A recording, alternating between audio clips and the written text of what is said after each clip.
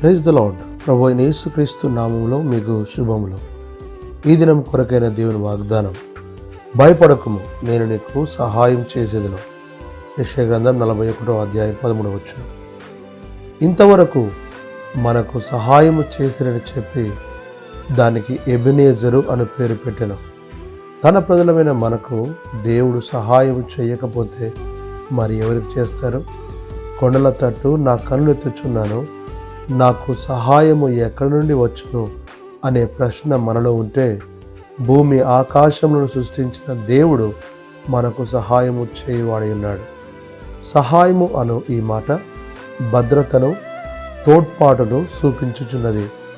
ఆయన మనకు సహాయం చేయువాడు మాత్రమే కాదు, ఆయన భద్రపరిచేవాడు కూడా.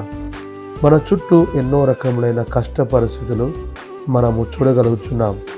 ఇలాంటి ఈ పరిస్థితులన్నిటిలో నుండి మనలో క్షేమంగా ఉన్నాము అంటే ఆయన మనకు భద్రతను కల్పించటం వల్లనే. రెండవది, సహాయము అను ఈ మాట తోడ్పాటును చూపించుచున్నది. సహాయములో భాగంగా మన ప్రభు మనకు సపోర్ట్ ఇచ్చేవాడై ఉన్నాడు. దావీదు ఒక కీర్తనలో, నా కుడి ప్రక్కన నిదానించి చూడుము, నన్ను ఎరిగిన వారు ఎవరు నాకు లేరు అంటూ ఉన్నాడు.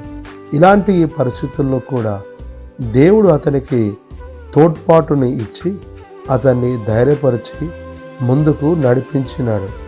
ఈరోజు నీకును సహాయం చేసి నిన్నును ఆయన నడిపించగలడు. భయపడక ఆయనపై దృష్టి నిలుపుము. ప్రభు నీకు సహాయం చేయనుగాక. ఆమేన్.